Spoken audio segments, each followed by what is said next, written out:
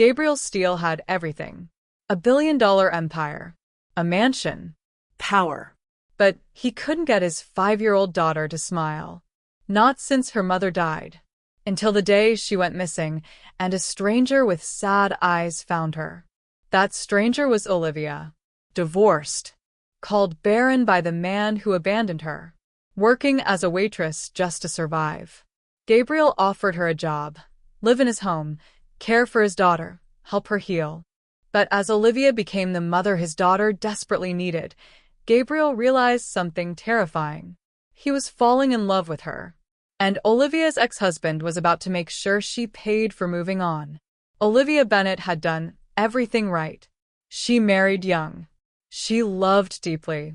She kept a tidy home, cooked his favorite meals, supported Michael's career, and waited patiently for the family they'd always talked about. But month after month, year after year, nothing. The doctor's appointments became rituals of disappointment.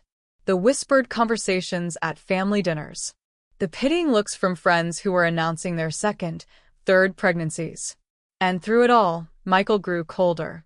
He stopped touching her hand at the dinner table. Stopped asking how her day was. Stopped looking at her the way he used to, like she mattered. The warmth that had once filled their home slowly drained away, replaced by a silence so heavy it felt like drowning. Olivia would wake up in the middle of the night and reach for him, only to find the other side of the bed cold. Empty. Like he'd already left, even though his body was still there. She tried everything. Romantic dinners. Surprise weekend trips. Heartfelt conversations about their future. But Michael had already made his decision. She just didn't know it yet. Then one evening, he came home with divorce papers. No warning. No yelling. No tears. Just 5 words. I can't do this anymore. He stood there in the doorway, rain dripping from his coat, his face a mask of cold indifference. And then he delivered the words that would shatter her. You're barren, Olivia. I want a real family. You're not enough. I deserve children. I deserve a wife who can give me that. And you can't. The words hit her like physical blows. Each one landing with precision, targeting the deepest parts of her shame. She didn't fight. She didn't scream. She didn't beg him to stay. She just stood there, numb, as he walked out the door. As the rain poured down outside. As the life she'd built crumbled around her feet. And when the door clicked shut, something inside her broke. Not just her heart. Her belief that she deserved love. Her sense that she had value. Her hope that she could ever be enough for anyone. But Olivia had no idea that the very next day, her entire life would change. The rain was relentless that night. Olivia found herself standing outside, still holding the papers, her hair plastered to her face, her body shaking, not from the cold, but from something deeper. Shame. Because deep down, she wondered if Michael was right. Maybe she was broken. Maybe her body had failed her. Maybe love wasn't meant for women like her. Maybe the universe was telling her something she'd been too stubborn to accept, that she was defective, incomplete, less than. The days that followed were a fog. Friends called. She didn't answer. She couldn't bear to hear their voices, full of pity and awkward comfort. She couldn't stand the thought of explaining what happened, of saying the words out loud. He left me because I can't have children. Her mother came by with casseroles and advice. You should have tried harder, Olivia. Marriage takes work. Maybe if you'd been more attentive. Maybe if you'd taken better care of yourself. Men have needs, you know. Work. As if she hadn't spent 7 years trying. As if she hadn't poured every ounce of herself into being the perfect wife, only to be told it still wasn't enough. At the office, co-workers whispered. She could feel their eyes on her, their pity like a weight pressing down on her chest. She'd catch fragments of conversations in the break room, voices dropping to hushed tones when she walked by. Poor Olivia. Couldn't even keep her husband. I heard it's because she can't have kids. What man wants to stay with a woman who can't give him a family? Every street corner held a memory. the coffee shop where he proposed, getting down on one knee while a street musician played their song. The park where they used to walk on Sundays, hand in hand, talking about the children they'd have someday. The names they'd chosen. The nursery they'd planned. Even the grocery store felt like a minefield of what used to be. She stopped going out. Stopped wearing makeup. Stopped pretending she was okay. The apartment they'd shared became a prison. His clothes were still in the closet. His coffee mug still sat in the cabinet. His favorite chair still faced the television. But he was gone, and somehow his absence filled the space more than his presence ever had. Night after night, she lay awake, staring at the ceiling, asking the same questions on an endless loop. What's wrong with me? Why wasn't I enough? Will I ever be enough for anyone? The loneliness was suffocating. But worse than the loneliness was the humiliation. The sense that everyone knew. That everyone agreed with Michael. That they all looked at her and saw exactly what he saw. A broken woman. A failure. Someone who couldn't fulfill the most basic biological function. Barren. Worthless. Not enough. But Olivia was a survivor, even if she didn't feel like one. She couldn't stay in that apartment, drowning in ghosts. So she made a decision. A radical one. She quit her office job, the one where everyone knew her story. Found a small cafe across town, far from her old neighborhood. Took a waitressing position, something simple, something where she could disappear into the rhythm of work and not have to think. The pay was terrible. The hours were long. But it was anonymous. Nobody there knew about Michael. Nobody knew about her failures. She could just be Olivia, the quiet waitress who smiled politely and brought coffee and never talked about her personal life. She told herself she was fine. She told herself she didn't need love. She told herself that control, routine, and independence were enough. But late at night, when the cafe closed and she walked home alone through empty streets, the truth whispered in the silence. She was terrified she'd never matter to anyone again. That Michael had been right. That she was fundamentally unlovable. That her worth as a woman, as a human being, was tied to something her body couldn't do. What Olivia didn't know was that in just 72 hours, she'd meet someone who would prove her wrong. 3 months later, on a gray autumn afternoon, Olivia's life changed again. She was walking home from her shift, her feet aching in her worn sneakers, her mind blank and exhausted, when she heard it. A child crying. Not the tantrum kind of crying. The scared kind. The kind that comes from deep in the chest, fueled by real fear. Olivia stopped. There, sitting on the curb outside a closed bookstore, was a little girl, maybe 5 years old. Her face was streaked with tears, her small hands trembling as she clutched a stuffed rabbit that had seen better days. "Daddy," the girl whimpered. "I want my daddy." Olivia's heart clenched. She looked around. The street was busy with people rushing home from work, heads down, earbuds in, lost in their own worlds. No one else seemed to notice this terrified child sitting alone on the sidewalk. She knelt down slowly, careful not to startle her. "Hey, sweetheart," Olivia said softly. "Are you lost?" The girl nodded, tears spilling faster now. "It's okay. We're going to find your daddy, I promise. What's your name?" "Annie." Hey, I'm Olivia. She kept her voice gentle, soothing. "You're very brave for telling me your name." Annie looked up at her with wide, frightened eyes, the kind of fear that Olivia recognized intimately. The fear of being abandoned, of being alone, of being left behind by the people who were supposed to love you. She knew that fear. She lived with it every day. "Are you cold?" Olivia asked gently, noticing the girl's thin jacket.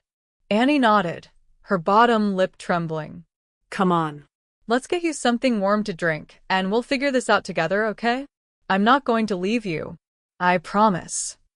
Olivia led her into a nearby cafe, bought her hot chocolate with extra marshmallows, and sat with her, rubbing her small hands to warm them. She didn't rush, didn't overwhelm her with questions. She just stayed close, letting Annie feel safe, letting her know she wasn't alone. And in that moment, something inside Olivia softened. This little girl needed her, not because of what she could give, not because of what her body could or couldn't do, but simply because she was there, because she cared, because she saw a frightened child and chose to help. For the first time in months, Olivia felt useful. She felt like she mattered, like her presence made a difference in someone's life. 10 minutes later, the cafe door burst open with such force it slammed against the wall. A man rushed in, his face pale, his eyes wild with panic, his hair disheveled like he'd been running his hands through it. Annie! The girl's face lit up like sunrise. Daddy! She scrambled off her chair and ran to him, and he swept her up, holding her so tight it looked like he'd never let go. His whole body shook with relief, his face buried in her hair. Oh God, baby. Oh God. I thought. He couldn't finish. The words caught in his throat, choked by emotion. Relief. Raw, overwhelming relief. The kind that only comes after pure terror. But then his eyes found Olivia's over his daughter's shoulder. And something shifted in the air between them. This was Gabriel Steele. And neither of them knew it yet, but this moment would change both of their lives forever. You were with her? Olivia stood, suddenly self-conscious. She was still in her waitress uniform, coffee stains on the apron, her hair pulled back in a messy bun, no makeup, dark circles under her eyes from too many sleepless nights. And this man, tall, sharply dressed in a tailored suit that probably cost more than her monthly rent, with eyes that looked like they carried the weight of the world, was staring at her like she'd just saved his life. She was sitting outside, Olivia said quietly. I didn't want to leave her alone. The man set Annie down gently, but kept his hand on her shoulder, as if afraid she'd disappear again if he wasn't touching her. Thank you. His voice cracked. God, I can't even, thank you. It's okay, Olivia said. I'm just glad she's safe. No. He shook his head firmly. It's not okay. I turned my back for 2 seconds, just 2 seconds to pay for a book, and she ran. I've been searching for 20 minutes. I thought. He stopped, his jaw tightening, his eyes glistening. He didn't finish. He didn't have to. Olivia saw it in his eyes. The terror, the guilt, the overwhelming love of a parent who almost lost everything. The kind of love she'd thought she'd never experience. She's okay now, Olivia said softly. That's what matters. The man exhaled slowly, trying to compose himself. Then he extended his hand. Gabriel Steele. She shook it. His grip was firm, warm, grounding. Olivia Bennett. Olivia. He repeated her name like he was memorizing it, like it was something precious. I owe you more than a thank you. Please. Let me buy you dinner. Or coffee. Something. I need to properly thank you for this. Olivia hesitated. Dinner? With a stranger? A wealthy stranger who clearly lived in a completely different world than she did? But then Annie tugged on her father's sleeve and whispered, loud enough for Olivia to hear, I like her, Daddy. She's nice. She gave me hot chocolate. Gabriel's expression softened as he looked at his daughter. Then he turned back to Olivia, and this time, there was something different in his eyes. Not pity. Not the look she'd gotten used to over the past months. Respect. Recognition. Like he saw something in her that others had missed. Please, he said. Just one dinner. So I can properly thank you. Annie clearly approves, and she doesn't approve of many people. Olivia didn't know why she said yes. Maybe it was the kindness in his voice. Maybe it was the loneliness she'd been carrying for months, like a stone in her chest. Maybe it was the way Annie smiled at her, trusting and sweet, like she was already imagining them as friends. Or maybe it was because, for the first time since Michael left, someone saw her. Not as broken. Not as not enough. Not as the woman who couldn't have children.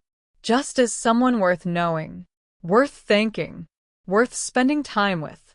But Olivia didn't know that across town, Michael was watching her social media, seeing the check-in at the café, wondering who she was meeting.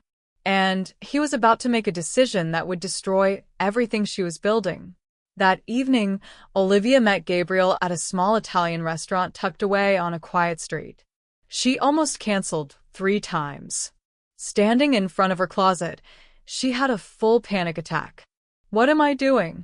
He's clearly wealthy, successful, probably lives in some penthouse.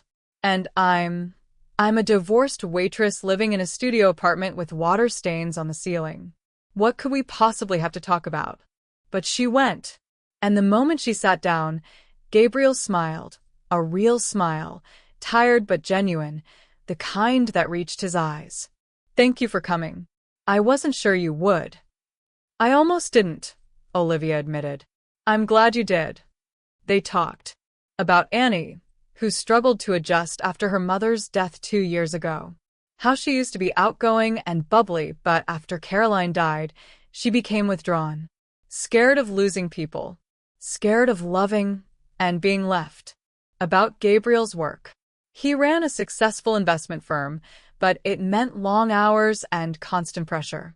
Meetings that ran until midnight. Business trips that took him away from Annie when she needed him most. The guilt of being a single parent who couldn't be in 2 places at once. About grief, and how it never really left, it just changed shape. How some days it was a dull ache in the background, and other days it was a tsunami that knocked you off your feet without warning. And then, carefully, Olivia shared her story. The 7 years of marriage. The doctor's appointments. The hope that slowly turned to desperation. The divorce. The words Michael had said, words that still echoed in her head every single day. The shame that still clung to her like a second skin, no matter how hard she tried to wash it off. Gabriel didn't interrupt. Didn't offer empty platitudes like, everything happens for a reason, or, you'll find someone better. He just listened, really listened, his eyes never leaving hers. And when she finished, he said something that made her chest tighten. You're not broken, Olivia. You're one of the strongest people I've ever met. She almost laughed. Almost cried. I'm a waitress who can't have kids and lives alone in a tiny apartment. I don't think strong is the word most people would use. Then most people are idiots. The bluntness startled her. But the sincerity in his eyes? That undid her completely.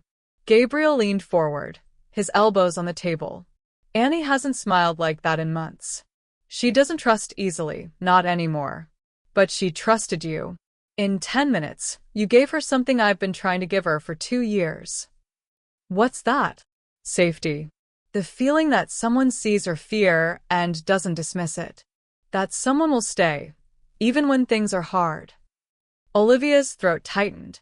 Gabriel hesitated, then said, I know this is going to sound crazy. We just met. But I've been looking for someone to help with Annie. Not just a nanny. I've had 3 nannies in the past year, and Annie barely speaks to them. I need someone who understands. Someone kind. Someone who sees her. Really sees her. He paused, studying Olivia's face. Would you consider it? Living in my home, being there for Annie, helping her heal? Olivia stared at him, stunned. You want me to move in? With you? Into the guest wing, he clarified quickly. Your own space. Your own privacy. I'm not asking for anything inappropriate. I'm asking for help. For Annie. She needs someone like you. Someone like me, Olivia repeated softly. Broken. No, Gabriel said firmly. Someone who understands what it's like to lose everything and still choose kindness. And in that moment, Olivia made a decision that would change her life. She said yes. 2 weeks later, Olivia moved into the guest wing of Gabriel Steele's home. It felt surreal. Like she'd stepped into someone else's life. Like any moment, someone would realize there'd been a terrible mistake and ask her to leave. The house was massive, floor-to-ceiling windows overlooking a manicured garden, Marble floors that echoed when you walked, artwork that probably cost more than Olivia had earned in her entire life. But it wasn't the wealth that struck her. It was the silence. This huge, beautiful house, filled with expensive furniture and stunning views, and it felt empty, like a museum, like a place where people existed but didn't really live. Annie's room was the only one that looked lived in. Crayon drawings taped to the walls. Toys scattered across the floor in organized chaos. A small nightlight shaped like a star, glowing softly in the corner. A bookshelf overflowing with stories. This room had life. The rest of the house felt like it was holding its breath. Olivia's job was simple on paper. Be there for Annie. Help her with homework. Play with her. Take her to school. Pick her up. Make her feel safe. But the first few days were hard. Annie was shy. Withdrawn. She'd look at Olivia with those big, uncertain eyes, like she was waiting for her to leave. Like she was already bracing for the inevitable abandonment. Olivia understood that look. She'd worn it herself, so she didn't push. She didn't force conversation or demand affection. She just stayed. She sat on the floor and drew pictures with her, their crayons scratching across paper in comfortable quiet. She read stories, giving each character a different silly voice until Annie giggled despite herself. She made breakfast in fun shapes, pancakes that looked like bears and eggs arranged into smiley faces. And slowly, Annie started to smile. Started to talk. Started to trust. One afternoon, they were coloring in the sunroom, autumn light streaming through the windows, when Annie said, very quietly, "My mom is not coming back." Olivia's heart broke into 1,000 pieces. "I know, sweetheart. Daddy says she's in heaven." She is. Annie looked up at her, crayon frozen in her small hand. "Do you think she's happy there?" Olivia set down her crayon and pulled Annie into her lap, holding her close. "I think," she said carefully, choosing her words with great care, "that she's watching you. And I think she's so proud of how brave you are, how kind you are, how much love you have in your heart, even after it's been hurt." Annie leaned into her, and for the first time, she didn't pull away. She melted into Olivia's embrace, letting herself be held. Gabriel watched from the doorway. He didn't mean to eavesdrop. He'd come home early, something he rarely did, and heard voices. Heard Olivia's gentle tone.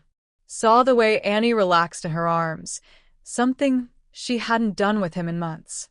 It did something to him. Cracked something open in his chest that he'd kept carefully locked.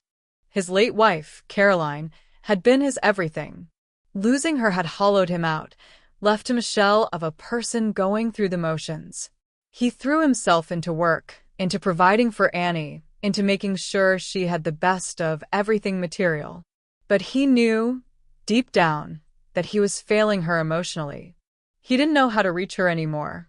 Didn't know how to talk about Caroline without breaking down. Didn't know how to be both mother and father when he could barely manage being one. But Olivia did. Olivia knew exactly what to say. Exactly how to hold her. Exactly how to make her feel seen and safe and loved. And more than that, Olivia made him feel something again. Not guilt. Not grief. Not the crushing weight of responsibility. Hope. But what neither of them knew was that Gabriel's business partner had been doing research on Olivia. And he'd just found something. Something that looked damning. Something that, if true, could destroy the fragile trust Gabriel had placed in her. He was walking into Gabriel's office tomorrow morning, holding a file with Olivia's name on it. A file that contained allegations. Accusations. Things Michael had planted online, waiting to be found. And he was about to tell Gabriel something that could shatter everything. But that confrontation would have to wait. Because Gabriel's mother was watching from the hallway, her face unreadable, her arms crossed. And she had her own concerns about this woman who'd appeared in their lives so suddenly. Weeks passed, and Olivia settled into a rhythm that felt almost like belonging. Morning routines with Annie, braiding her hair and packing her lunch with little notes tucked inside. Afternoon walks in the garden, collecting leaves and making up stories about fairies.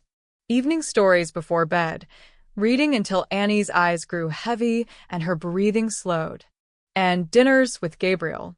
At first, they were polite, careful.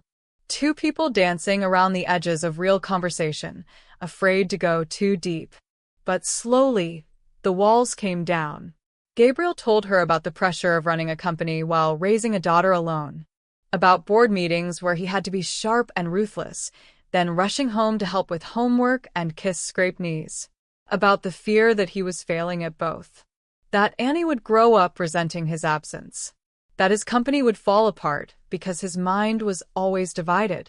Olivia told him about the nights she still woke up, heart pounding, convinced she was worthless, about the voice in her head that sounded like Michael, telling her she'd never be enough, about the shame of not being able to do the one thing women's bodies were supposedly designed for. They didn't fix each other, but they saw each other, really saw each other, past the carefully constructed facades, down to the wounded, hopeful humans underneath. And that was enough. More than enough. One night, after Annie was asleep, Gabriel found Olivia in the kitchen, making tea, staring out the window at the garden lit by moonlight. "Thank you," he said quietly. She looked up, surprised. "For what?" "For bringing life back into this house." Olivia's breath caught. "Gabriel, I mean it." He stepped closer, close enough that she could see the exhaustion in his eyes, but also something else. Something warmer.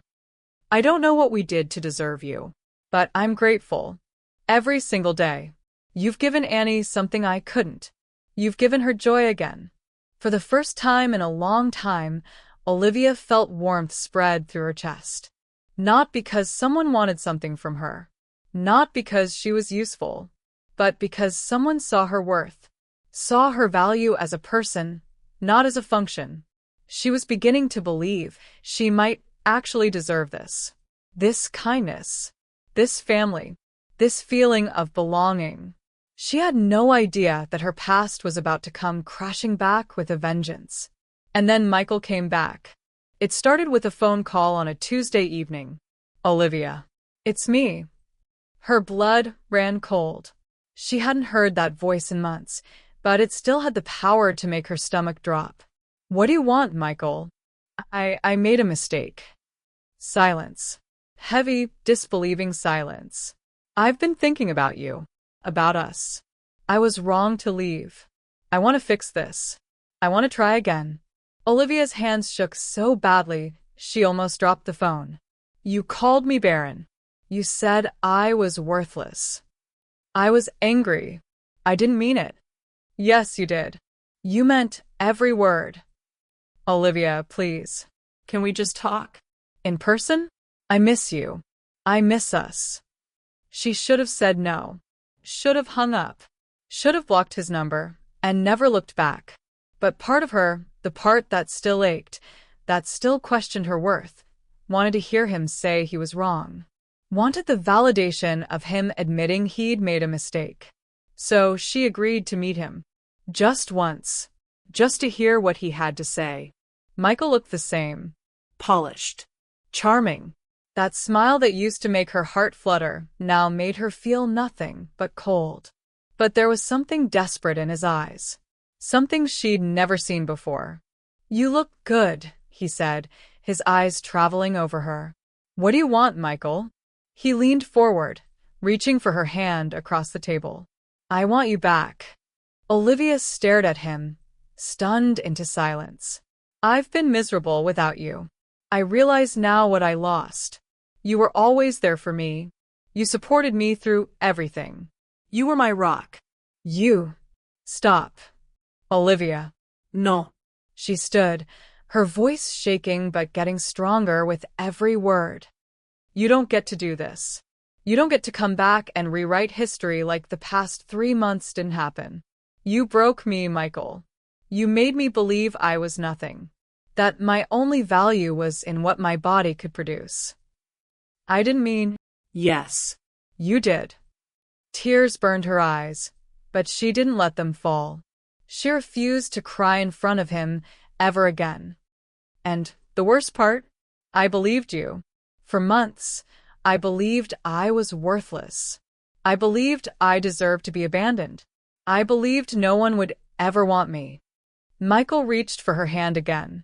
She yanked it away, like he'd burn her. But I'm not worthless, she said, her voice steel now. I'm not broken. And I sure as hell don't need you to tell me my value. Because I finally found people who already see it. People who choose me every single day. Not because of what I can give them, but because of who I am. She grabbed her purse, hands still shaking but heart steady. Stay away from me, Michael.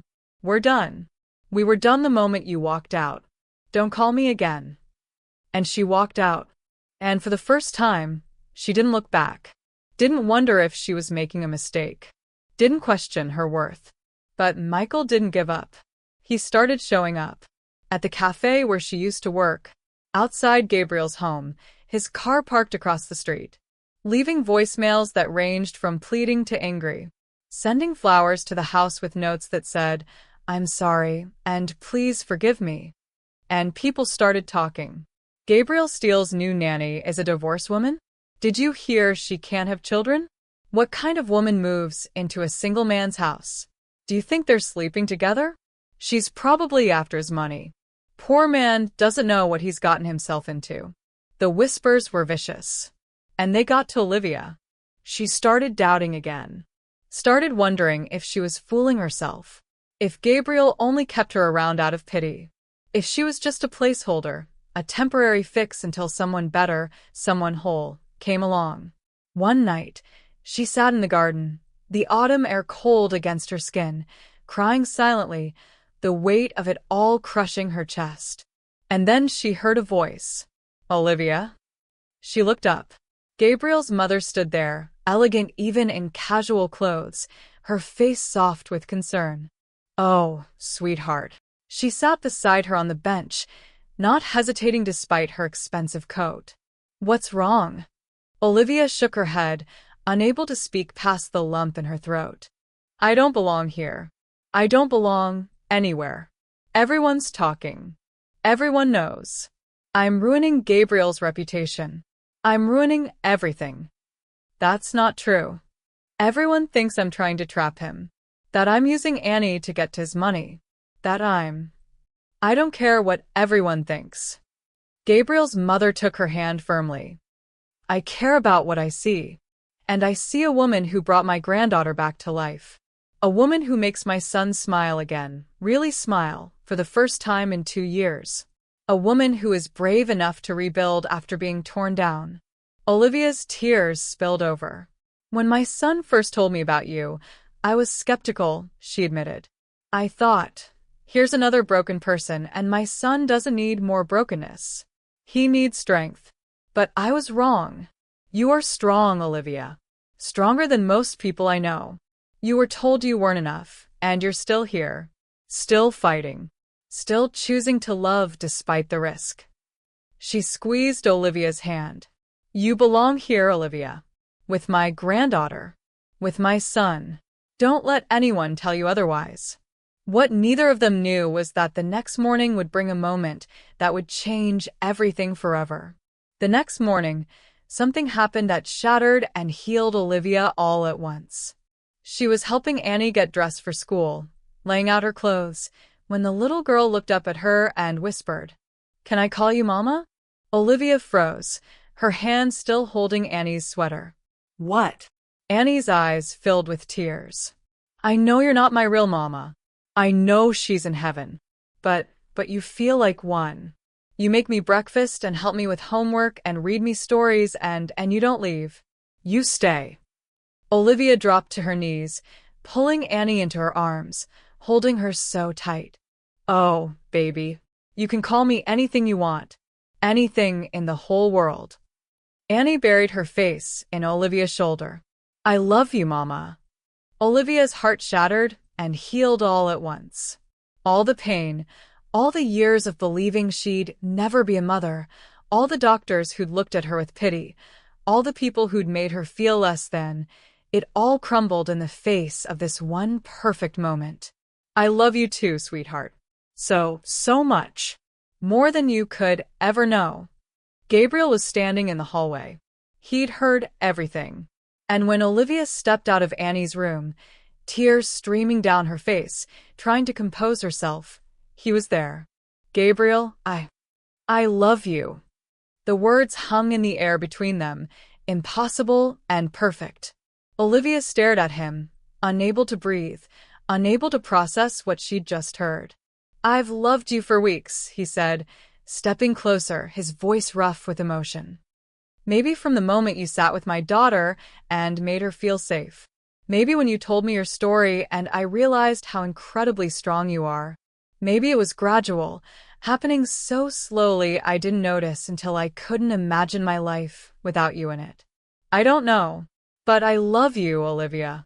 Not because you're convenient, not because you're good with Annie, but because you're you, because you're kind and brave and real. I'm broken, she whispered, the old words automatic. No. You're healing, and so am I. He cupped her face gently, his thumbs wiping away her tears. We don't have to be perfect. We just have to be real. We just have to choose each other, every day, even when it's hard. And then he kissed her. Soft. Tender. Full of promise and hope and all the things she thought she'd never have. And for the first time, Olivia believed she deserved it. Believed she was worthy of love. Believed she was enough, exactly as she was. But Michael wasn't done. And what he did next would force her to become the woman she was always meant to be. One afternoon, Michael showed up. But this time he didn't come alone. He came with legal documents, with reporters, with cameras. He stood outside Gabriel's office building, holding a press conference, claiming Olivia had stolen from him during their marriage. Claiming she'd hidden assets. Claiming she was a con artist who was now targeting a wealthy man and his vulnerable daughter. The accusations were lies. Complete fabrications. But they were public. They were loud. And they spread like wildfire. Within hours, it was everywhere. Billionaire's nanny accused of theft. Gabriel Steele's new love interest has criminal past. Is she after his fortune? The headlines were vicious. The comments were worse.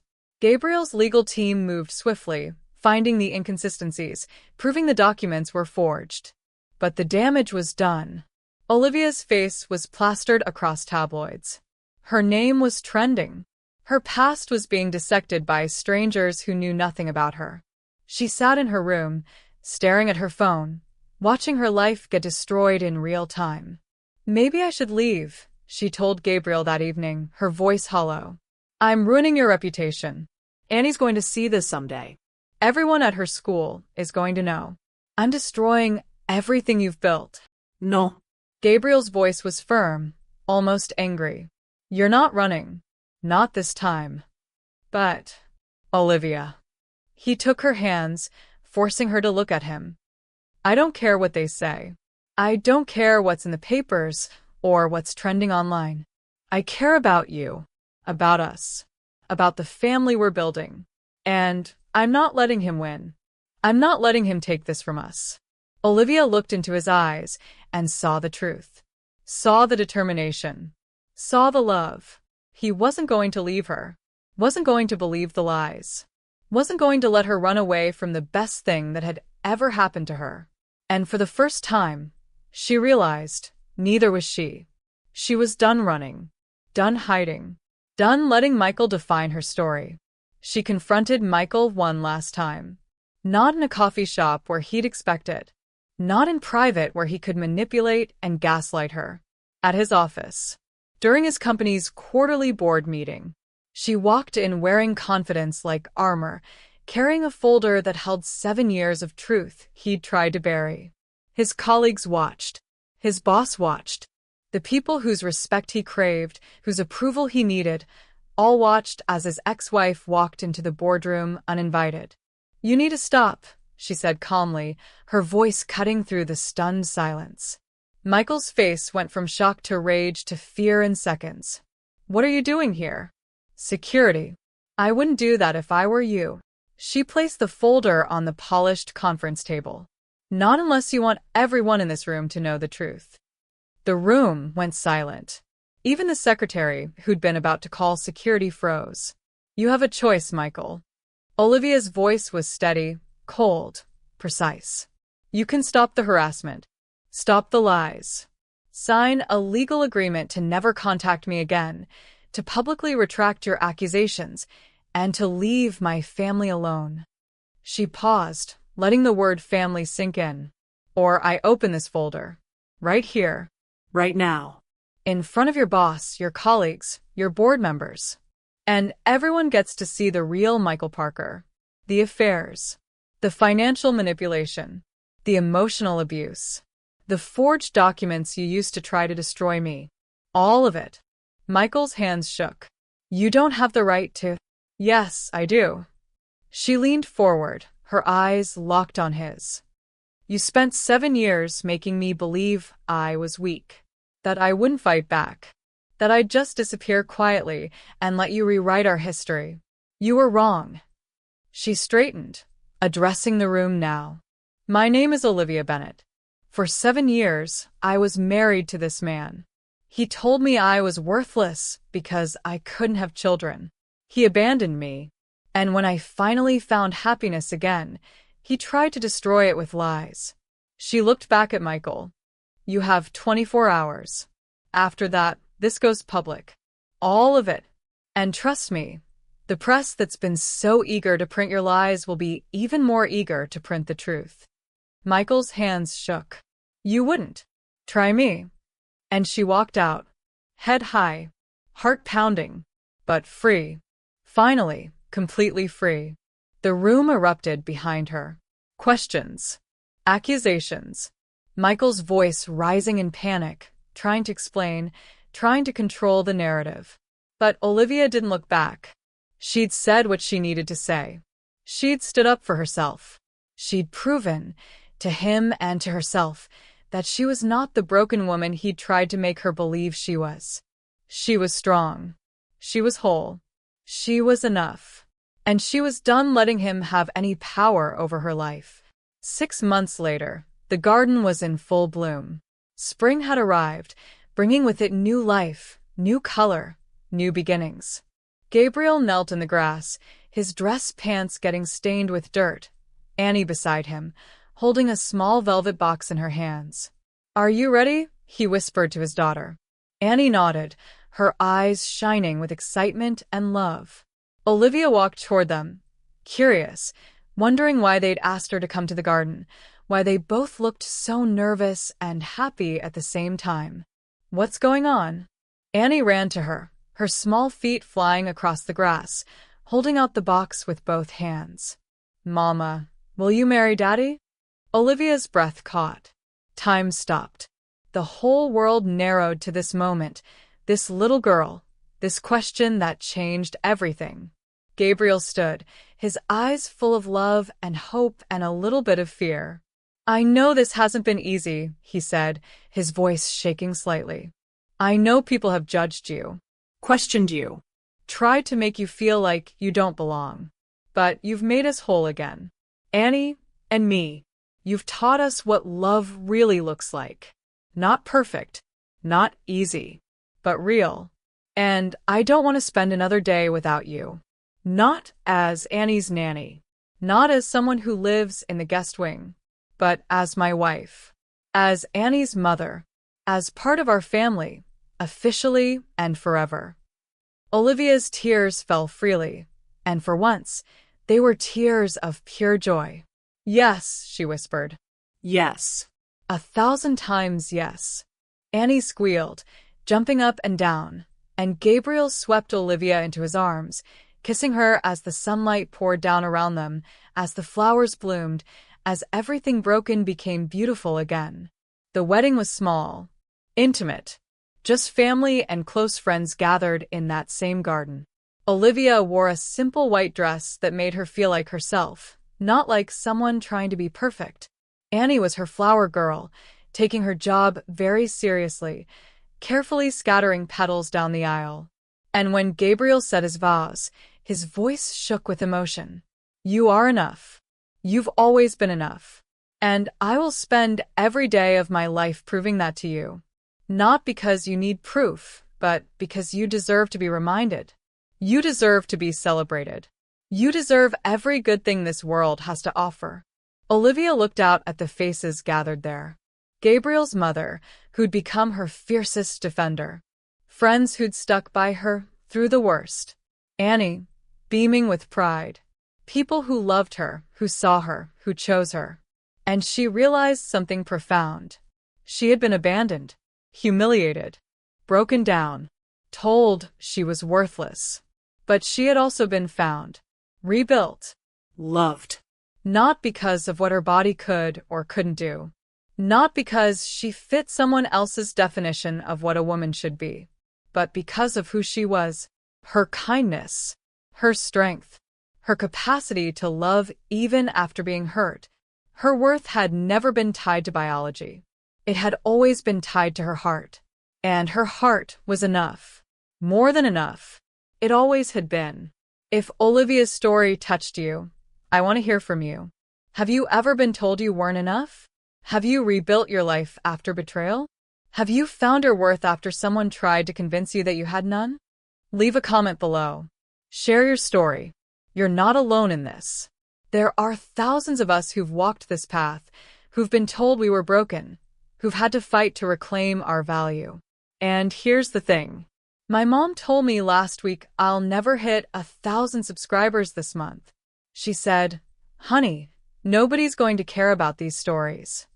Just like Olivia was told she wasn't enough. Right now, we're at 65 subscribers. We need 935 more to hit our goal.